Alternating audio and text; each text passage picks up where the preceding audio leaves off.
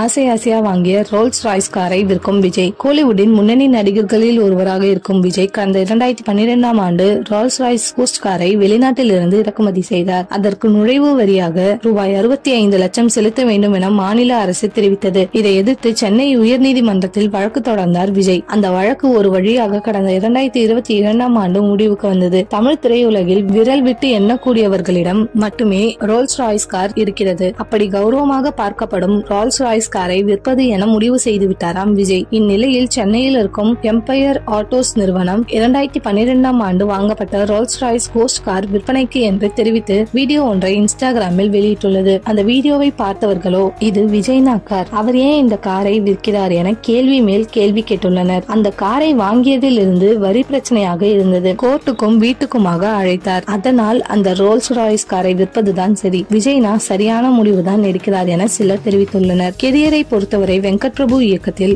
Code படத்தில் நடித்துள்ளார். அந்த படத்தில் வரும் ஸ்பார்க் பாடலின் லிரிக்ஸ் வீடியோ பற்றி தான் தற்பொழுது சமூக வலைதளங்களில் பேச்சாக உள்ளது. இதற்கிடையே கோட் படம் பார்த்த விஜயோ சந்தோஷத்தில் வெங்கட் பிரபுவை கட்டிப்பிடித்து கலக்கிட்ட, அவசரப்பட்டு ரிட்டையர்மெண்ட் அறிவிச்சிட்ட, இல்லனா இன்னொரு படம் கூட பண்ணிருக்கலாம் என்றாராம்.